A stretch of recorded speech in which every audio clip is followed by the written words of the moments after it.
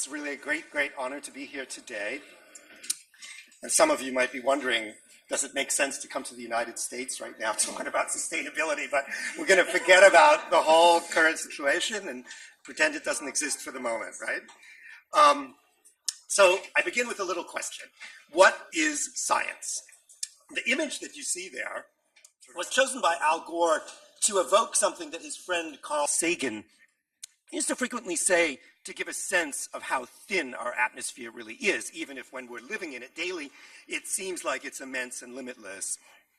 And while there's no simple answer, of course, to what science is, Carl used to say that science is a way of skeptically interrogating the universe, and the operative word there is to be skeptical.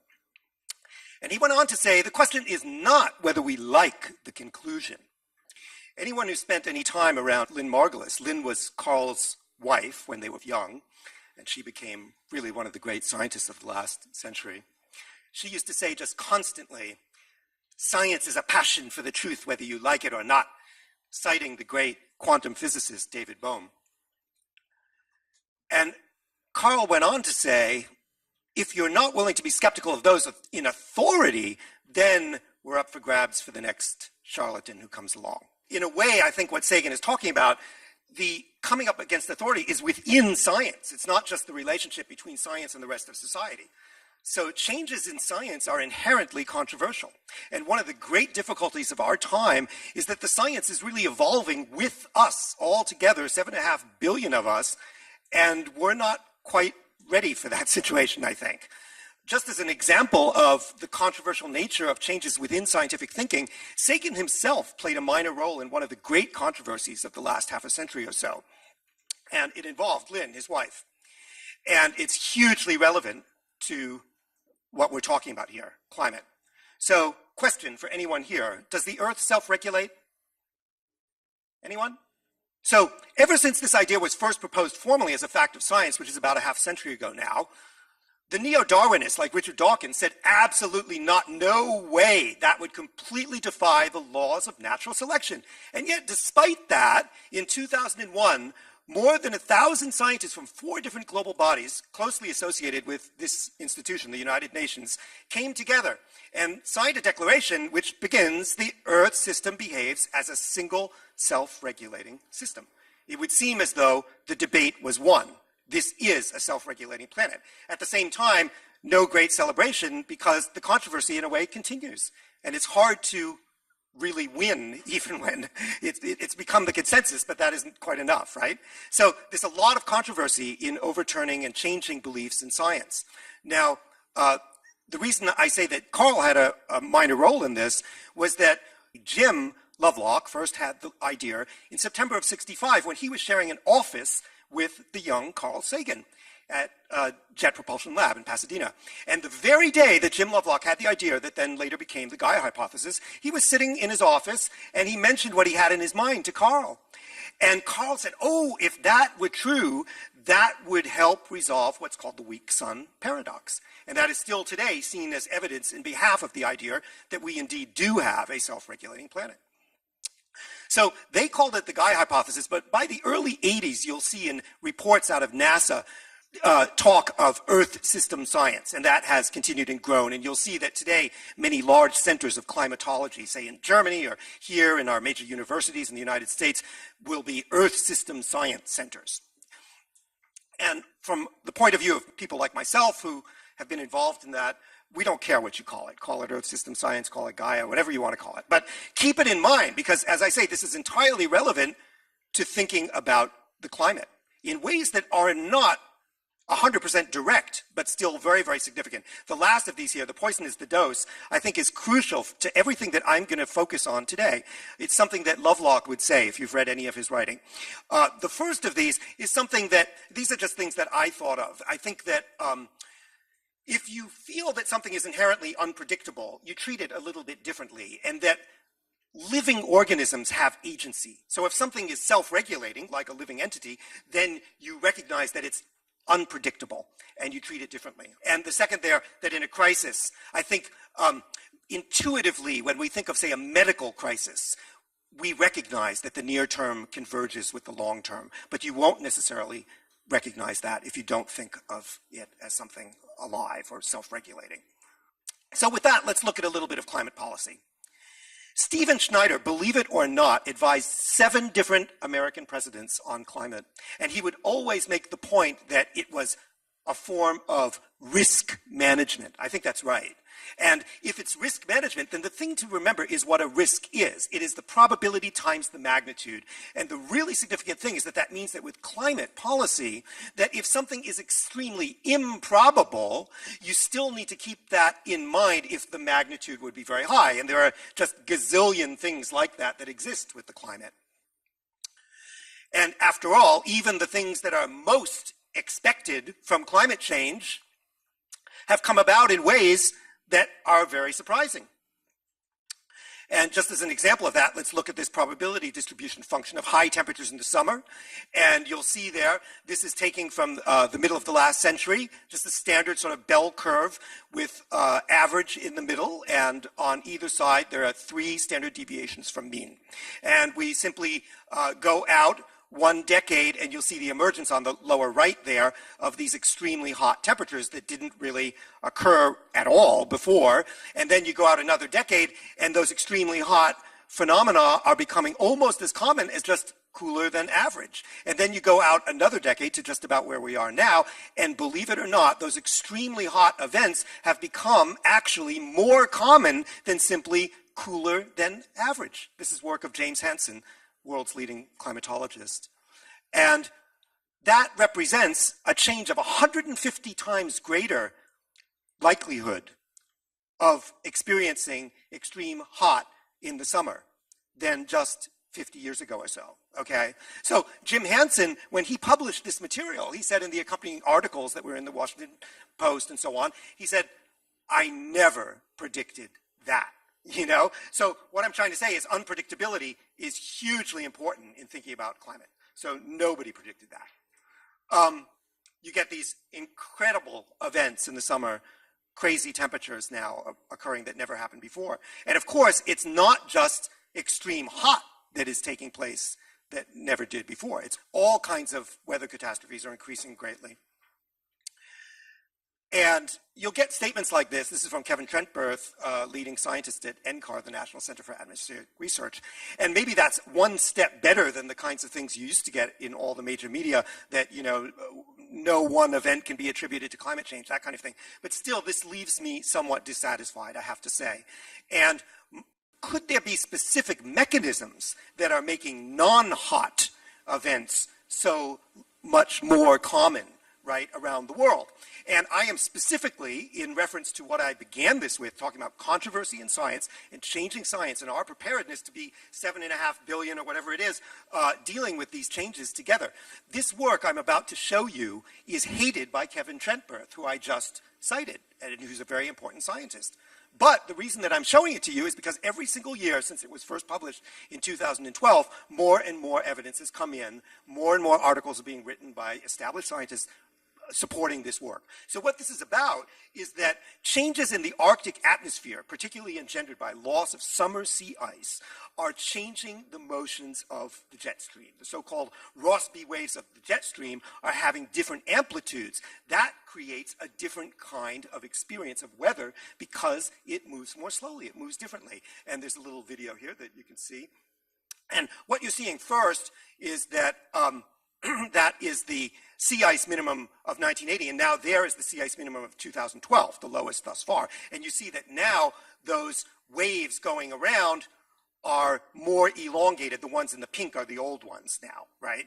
And in a way, what you can think of, if I could just say very, very quickly a little on this, think of a river going down a hill, and it's got more energy, and you notice occasionally it'll curve, but it's mostly straight, and when it comes down into a plain, you'll start seeing these wider meanders. The way to think of this with the atmosphere is the differential between this is the equator and this is the North Pole, and it's what's called the atmospheric thickness gradient. And that gradient, the differential between them, drives the motions of these big waves in the upper atmosphere, right? And if you imagine that the Arctic is warming much quicker than the rest of the planet, more than 2 times actually in the early part of this millennium, then that change suddenly makes it more relaxed, and then these amplitudes of the waves get larger. And also the zonal passage, which means the west to east motion, becomes slower as well. Just like in a river, once it's reached the plain and it's meandering, it's also,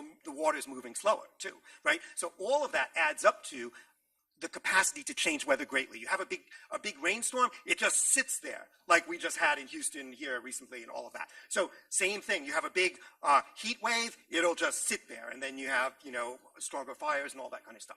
So there's a lot of work that is now supporting that idea now. Who predicted that? Jennifer Francis is a woman who's not far from here, who unveiled this, but she didn't predict it. She said how she was completely surprised by it herself. So could there be other big surprises? I've just told you some surprises. I'm drawing this out of the hat. I'm intentionally giving you something that's kind of wacky and crazy, so don't think I'm trying to scare you and say that this is going to happen. But I'm just trying to show you how the climate system is full of all kinds of complexities that we really just have, they're at the edge of uncertainty, okay? So anyone here know anything about nacreous clouds? No. Probably no one here has heard of a nacreous cloud, right? It's a type of polar stratospheric cloud, a PSC. And they're very pretty to look at. They're called nacreous clouds because they're iridescent. Now, the climate modelers, they make these things called GCMs, the general circulation models. They have not been able to reproduce early Earth climates like they wanted. If you wanted to go back and get, the Jurassic climate, that kind of thing. It just doesn't work very well. And it's thought that problems with modeling these clouds is what the issue is. And these are the key reaction sites for what's been making the whole over the poles of ozoning. And they only exist in extremely cold conditions. So it's only in the winter at the two poles that you have these. Now, the thing is, why do I bother to mention this? I'm just trying to show you some crazy thing. And look this is a very recent modeling study on it. They caused 20 degrees warming of the polar surface, and in fact, these clouds are increasing a little bit right now. And the main thing that helps them form is methane emissions. And you all probably know there's an immense amount of frozen carbon in the Arctic that will be melting. We don't know how much will come out as methane. Depends whether it's oxic or anoxic environment in which the release takes place. So you don't really need me to show you what's already going on. I mean, this is what Al Gore's slideshow really is. And you're all going to get this version, a version that has this slide in it, for example, after this. I mean, it really is taking off all over the place. And just, if you look at the dates on these, you'll see that virtually all of them are from just the last couple of years. The storms, floods, droughts everywhere. It really is picking up greatly. Fires have increased on every continent dramatically. And in this event here, I mentioned all this work of Jennifer Francis. Well, that was a perfect example. That was part of a big heat wave. It was a gigantic blocking event. The jet stream just seemed stuck, and the weather wouldn't leave. The fire formed, and literally there was a big inversion. Those 55,000 people, they died of carbon monoxide poisoning, believe it or not. 4 months later, the FPI, that's an index of the FAO, the food price index, had a big spike. And right around that time, the Arab Spring broke out as food prices spiked. So, like in this report from the US Defense Department, it really is very fundamental things of our civilization that are being threatened. It really is the time of consequences that has already arrived.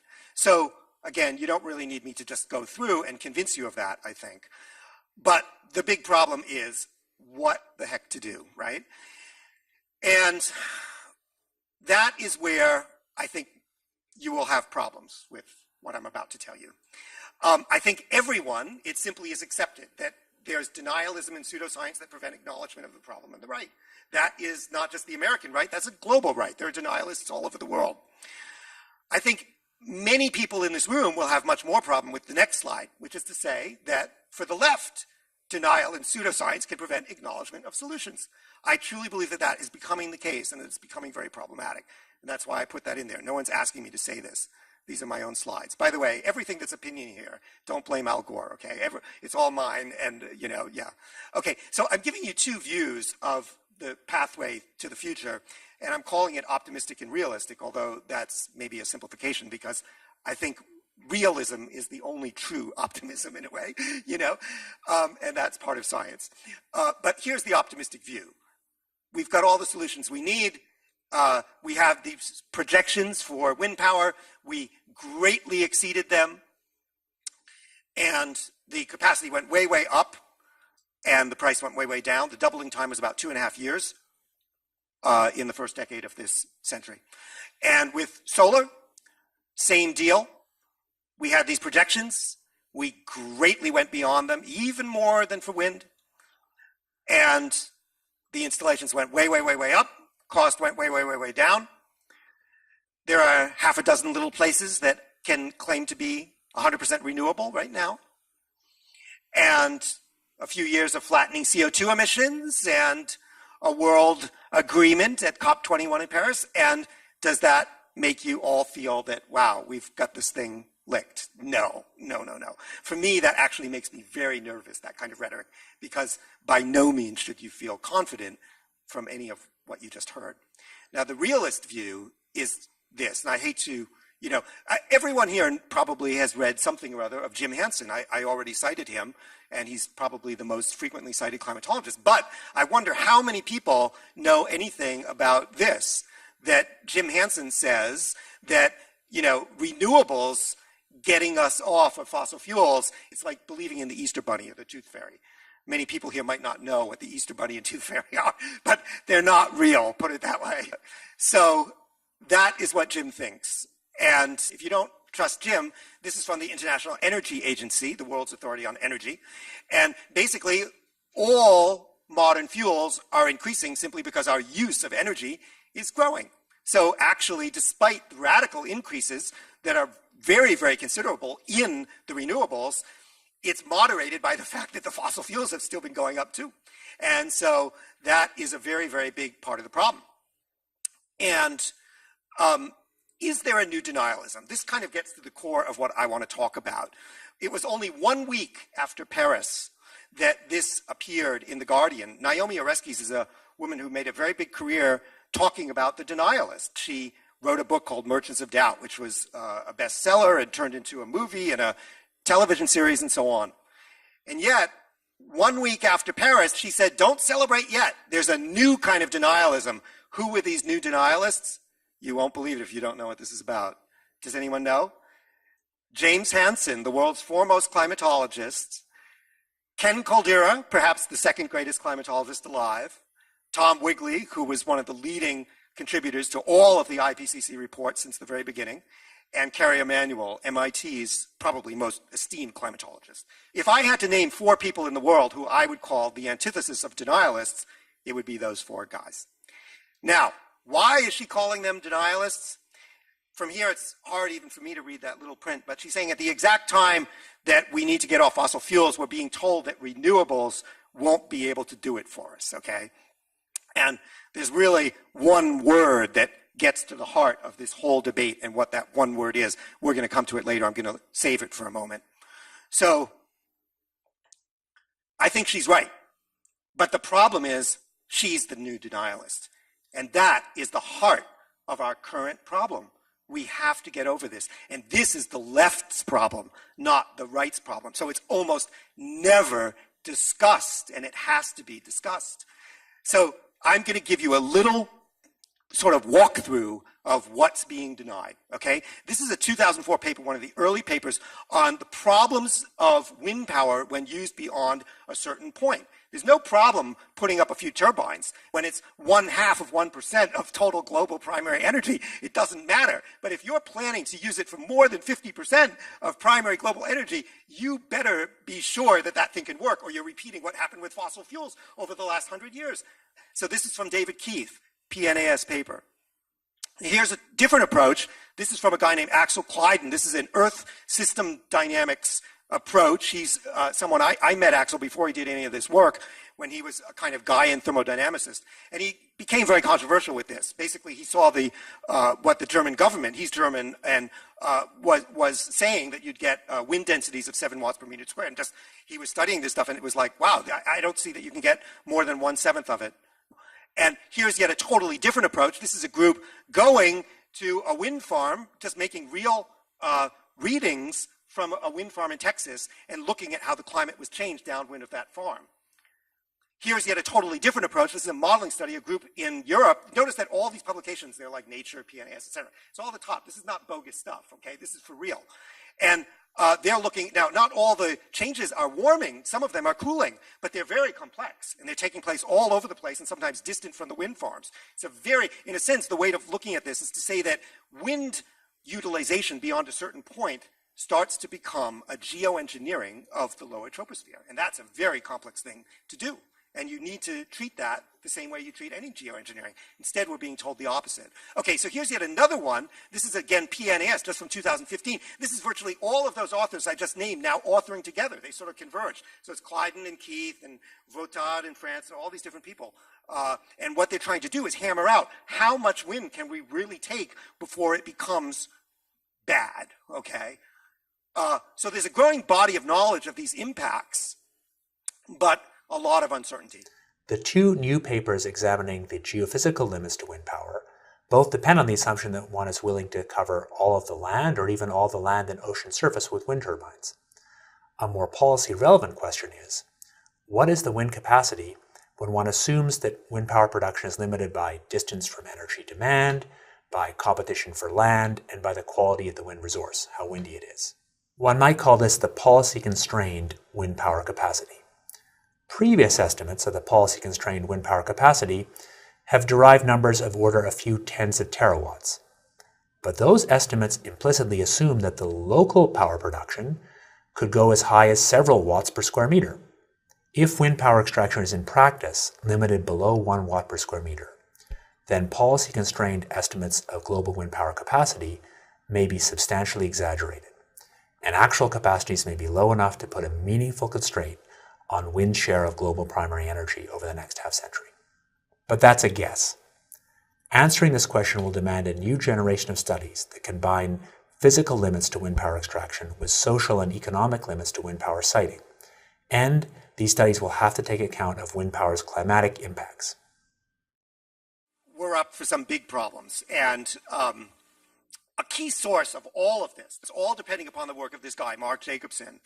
And someone like Naomi Klein, she's virtually the only scientist cited in her big book, right? And, Bernie Sanders ran for president of the United States. There was a direct link to Mark Jacobson's work from his website. He's really the father of the 100% renewable movement since he had a 2009 feature cover article in Scientific American when he published his first big paper on this. And he's kind of the leader of all of this. And guess what, folks? Currently, Jacobson is suing the National Academy of Sciences. I'm not kidding. I'm not kidding. He's suing the National Academy of Sciences because they printed 20 different scientists together making a critique of the newest version of his work. So he's suing them for $10 million. I began this talk talking about what science is and a passion for the truth, whether you like it or not. I think it goes without saying that suing the National Academy of Sciences is not the way to do science. And yet this is literally the core scientist that so much of current policy around the world is dependent upon. I'm not kidding. We've got a real problem here, and the left has to deal with it. And I will tell you what the secret of this problem is. It's one word, really. So there's fraud, of course. That's one way of looking at it. It's wind, water, and sunshine sounds so fun, and it's kind of like that, right? But the real word is this word, nuclear. And it's the core word, because the left simply can't face up to the problem that we really don't have a pathway right now to 100% renewable if nuclear is not in the mix. And that is a very, very big problem. And what is going on with so much of the green groups and so on all over the world is they are going completely against what the International Energy Agency says, okay? So in evidence of my saying that it's really kind of an intentional campaign, if you go back, really the predecessor of Mark Jacobson, the road not taken of Amory Lovins is really the very beginning. That was Lovins is kind of the predecessor of Jacobson, and this was his first thing. If you go back and look at the road not taken, it really is an anti-nuclear track. That's what it is. And it was one of the first places where he puts forth this whole thing of the soft energy path and renewables and a lot of very good stuff. He talked about the need for efficiency, and all of that is real. Obviously, I'm not against renewables either. I want them. I want to see 10 times more wind than there is right now, ASAP, but that still doesn't power the world. That's the problem. So here's Jim Hansen again, who, bless his soul, finally is kind of answering all these decades of Lovins and Jacobson, saying, look, everyone has been saying nuclear is so dangerous. It actually saved the nuclear energy we've already used, has saved 2 million lives. That's from SO2 and BC, black carbon emission savings. That's very, very thorough science, by the way. And this is from a study which you might not be aware of from the World Health Organization, the CDC, and the National Academy of Sciences, showing you that the single safest form of energy, if you make the metric deaths per kilowatt hour, is nuclear. Yet you have things like this from Greenpeace dumping coal and nuclear as though they're the same when they're actually the exact antithesis. One is the safest, one is the most dangerous. Okay? We don't really have time to talk about the LNT, but does anyone here know what that's all about, the linear no threshold model? Basically, that any amount of ionizing radiation down to 0 is harmful to human health. In fact, there's never been any evidence of that. The French National Academy of Sciences recommended to their government last decade that they get rid of it because there was no basis in science, and they did. There's currently litigation here in the United States trying to get rid of it as well. There were actually papers found, believe it or not, in the notebooks of the scientist who, in the middle of the last century, introduced this concept that he thought it was phony, and yet he introduced it. This is where the poison is the dose comes from. I mentioned that this is something Lovelock will always say. It comes from Paracelsus back in the Middle Ages. No one sentence would help you solve the world as much as this one if everyone could really take it in and recognize what it meant. Because it's not whether CO2 is the stuff of life, like the Republicans say, or a poison, or whether ionizing radiation is a poison or actually might be good for you, believe it or not, if you know what the hormesis model is. There's actually, believe it or not, a very thorough study from the Chinese Academy of Sciences, a 30,000 person group that was studied for 10 years getting excess radiation. Incidentally, I won't go into the story, but they had 1/3 less cancer than the regular population because they were getting that radiation, possibly. So, you know, it really, there's been a huge amount of fear. Obviously, it goes back to the horrors of my country's bombing Hiroshima and Nagasaki and so on, and plus the Cold War, and obviously the fear of everyone of that. And those things have mixed together and created this horrible situation. I did a little math of my own, just taking from Hansen's paper, and I said, could this be the real road not taken? I tried to, on the back of an envelope, figure, okay, what if all the countries had emulated France after their Mesmer plan, and we had all done what France did? 20 million lives would have been saved, not 2 million, approximately. And CO2 would now be 385, 1/3 of the way back to 350. Too late. But we can still do the right thing with where we are. So this is the IEA, again, telling you a major threat to just meeting 2 degrees, which is already a disaster, 2 degrees, as probably many of you know, we really need 1.5, is closing operational nuclear plants. You folks are only here for a few days, but if you're here for longer, just cross this river, the Hudson River. There's a plant in New Jersey. It's been working. It's one of the first plants to open in the United States. Oyster Creek, they're closing it next year. It could run for 20 more years. It's never caused any problem. The people living right there actually want it open, but all the green people in the rest of the state want it closed. Insanity. That's what I call that, insanity. So the IEA is telling you, you have to have 2.5 times nuclear just to meet the 2 degrees threshold, what they call their 450 plan, and 2.5 times current nuclear. And yet only 10 countries even mention nuclear in their INDCs for Paris. This shows you that it is possible to do this, mostly through India and China, and they do have big plans, so we might be able to do it as long as countries like mine will at least keep their nuclear plants open as long as they can. So if we can just avoid this kind of craziness of closing the ones that don't need to be closed, we can at least do that. But it's still not good enough, obviously. This is the IEA's mix of different energies that they see for meeting the 2-degree plan. You'll notice that wind and nuclear are the same at about 18. The difference is that, of course, wind will be pushing it there. And notice how to make that amount of power, the same amount of energy, you have to have triple the installation of wind from nuclear. Does everyone know about that? That's dealing with what's called the capacity factor. You have to think about the capacity factor of any energy source. So nuclear has a very high capacity factor, more than any of the fossil fuels. Solar is so low, it's not even on this, actually. And this is a bunch of stuff about the cost of energy.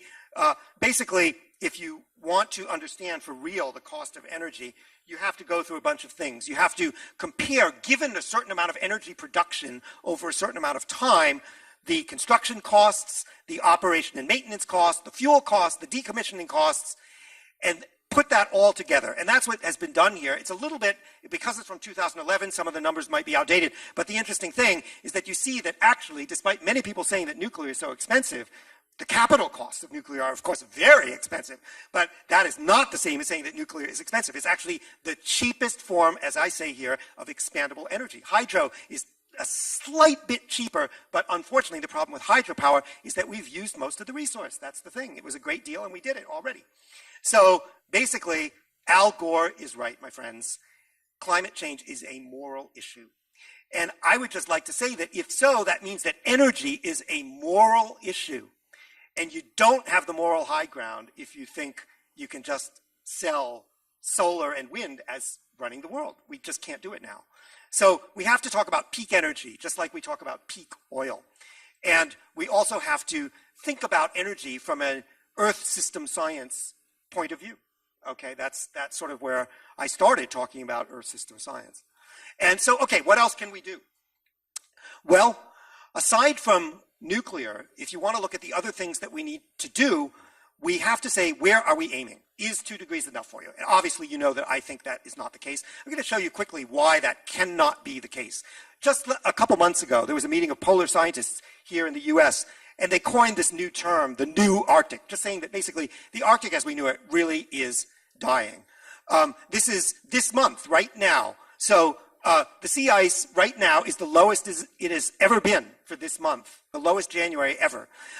What I showed you before about the work of Jennifer Francis, that's about the summer minimum. This is about the maximum and winter ice, okay? It's changing even more in the last few years at least. You're getting these crazy winter anomalies in the Arctic, right? 50 degrees Fahrenheit higher than normal there, right? And when you have something like this in the spring, this is melting over the whole Greenland ice sheet. And clearly, when you have melting of land-based ice, that is raising sea level. So when you're looking at this 2-degree plan, you have to ask yourself, how much of the sea is going to rise? So what is our current sea level commitment? Does anyone know that phrase, sea level commitment? Of course you don't, because you've read all these articles in the New York Times, and they have never once mentioned to you that the IPCC actually has a metric that only appears, on like page 800 somewhere. But just like you have a climate commitment, which is to say how much warming is in the pipeline given what we've already emitted, you can do the exact same thing with sea level. Okay, so let's just look at what might already be committed. You have to go to the other pole first. This work was published a few years ago.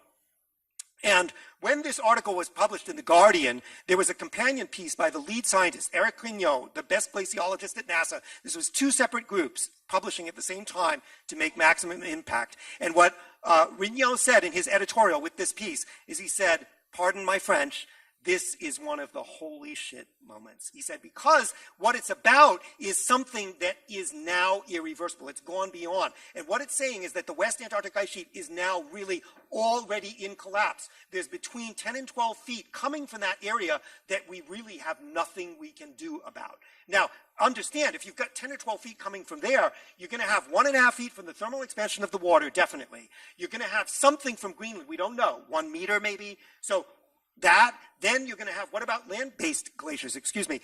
There's only like 4 feet in the whole world of that. But if we lose maybe half of it, something like that, already we're approaching 20 feet or so of commitment to sea level rise over time. I'm deconstraining when. The problem is all the phony arguments that you've reading all the time, they're all about 21st century sea level rise, right? As though it stops at 2099 or something. It doesn't, okay? So if you want to constrain this stuff, what the questions you have to ask, to get the right answers, you have to ask the right questions. So how high did sea level get when CO2 was last as high as today? Anyone know the answer to that? There, that's your answer. Now, it should be obvious already, the 2-degree plan is garbage. The reason is that the 2-degree plan is about 450 parts per million of CO2. We're at 405 or so now. If you're going to let it stabilize at higher than the point in which in the long term you will get 70 to 120 feet of sea level rise, it doesn't make sense. So it just doesn't make sense. So we could really skip the rest of this little section. This is New York with 9 meters. That's what it was back in the Eemian, the last interglacial. This is New York back when the CO2 was like now. It's gone. New York is gone. So 2 degrees is not good enough. That's why Jim Hansen always said that, and that's why finally all the countries that came together in Paris and put their INDCs and all this stuff, they all said aspirationally we want 1.5 because of exactly this work. So what else can we do? Remember I mentioned at the beginning about the long term and the short term converging together, and that we all sort of intuitively have that sense in a medical emergency. We need to keep that sense. So this is this idea of divide and conquer of the warmers, taking apart the elements to get the now of climate change under control, which isn't enough unless you're also going to take care of the future. So the near term and the long term have to be sort of pulled apart, and then that whole thing gets done together. And that really can help a lot, okay? Now, this is the former chair of IPCC saying methane is the place to start, and that is exactly right. That's what Jim Hansen's alternative scenario was all about. And if you don't know about this work, you might be surprised to see that methane and black carbon together are about equal to the amount of radiative forcing, as it's called. That's what makes global warming, as CO2 up until this point of time. That will get swamped by the CO2 forcing as time goes, of course. But that just shows what we have at our disposal now. So it was the United Nations Environment Program that sort of did the real follow-up to Jim Hansen's work with Drew Shindell as the lead scientist.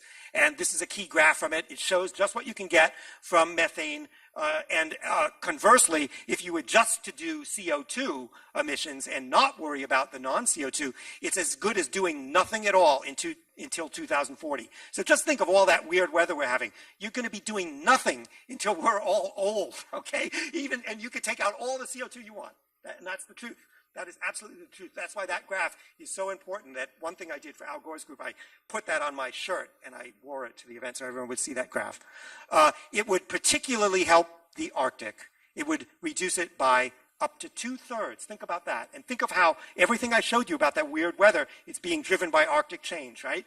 So it really is the most important thing for now. It's like stabilize the patient in a medical emergency. That's what it is. It's stabilize the patient. Okay, bottom-up solutions. What can you do? Eat less meat, folks. It's like one of the biggest things you can do. Just don't eat meat. Just stay away from it. If you have to, do it a little. If you're doing it for climate reasons and not ethical reasons, then you don't have to be black or white about it. You can just make it less and less and less. Beef is particularly bad. Has an incredible carbon footprint, also a lot of water. Also, there's the fact that there's so much that we can do, that here in the United States, New England was almost all deforested in the 19th century. And in the first few decades of the 20th century, as industry moved away, it all reforested. That's exactly what we could do with all of this tons of grazing land. Look at that statistic there. It's like so much of US public land is just for livestock grazing. If people stop eating meat, we can reforest that, right? That's a huge carbon sink. It's one of the best carbon sinks we could do. And that's not just here, by the way. That's all over the world. So you get rid of this kind of thing. That's been a major driver of deforestation. Drive less, drive more slowly. That's one of the really hard behavioral changes for all of us. But I sort of went through that transition, and now I drive really slow. I used to drive fast. Turn off all your gadgets. Put your computer on a power strip and turn the power strip off. It doesn't matter whether it's a Mac or a PC. Mac tries to tell you just leave it on. That's because they've gotten it where the sleep rate and the draw rate are about the same, but it doesn't matter. You don't want anything. You don't want no draw, no sleep, no nothing. off. Get an old Prius if you drive. That's what I did. I didn't have the money to get a new Prius, but I found an old one. Vote for the climate. And don't forget, the poison is the dose.